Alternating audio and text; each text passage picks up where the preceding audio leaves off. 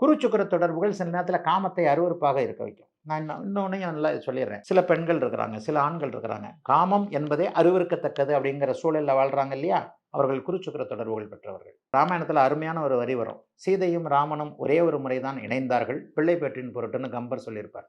இது குரு சுக்கிர வகை. குரு சுக்கிரன் நினைவு எப்படி பணத்தை சொல்லுமோ, அதே மாரி பணத்தை தாண்டி இந்த நம்ம விஷயம் இந்த தான் இடத்துல முக்கியம். சுக்கிரன பத்தி மட்டும் தான் பேசுறோம். கண்டிப்பா. சுக்கிரனோடு குரு இணையும்போது, தாம்பத்தியம் என்பது அருவருப்பானது. ம். இப்படியும் இருக்கிறாங்க. அவங்களுக்கு ஒரே ஒரு குழந்தை இருக்கும். ம். நல்ல கணவன் மனைவியா இருப்பாங்க. 2 பேருக்குமே தாம்பத்தியம் பிடிக்காது. இது குரு சுக்கிர அமைப்புகள். அப்போ ஒவ்வொன்னுக்கும் சுக்கிரன் யாரோடு சேருகிறார் என்பதை பொறுத்து. இப்ப நீங்க உச்ச சுக்கிரன்னு கேட்டீங்க. உச்ச சுக்கிரன பத்தி நான் விளையாட்டா சொல்லுவேன். சுக்கிரன் நீச்சமானா ஒரே ஒரு பெண். சுக்கிரன் உச்சமானால் 1000 பெண். ஒரே ஒரு பெண்ணா இருக்கிறவனா யோக்கியன்னு சொல்லுவீங்களா? 1000 பெண்ணோட பழகுறவனா யோக்கியன்னு சொல்லுவீங்களா? அதுக்காக 1000 பெண் அப்படிங்கிறது அயோக்கியன்னு வரக்கூடாது. இதுல காமம் மட்டுமே பிரதானமாக இல்லாமல், பெண் என்பவள் சகல வடிவங்களிலும் இருக்கிறாள். என்னை பெத்தது ஒரு பெண்ணு. என் கூட பிறந்தது அக்கா. எனக்கு அடுத்து என் தங்கச்சி.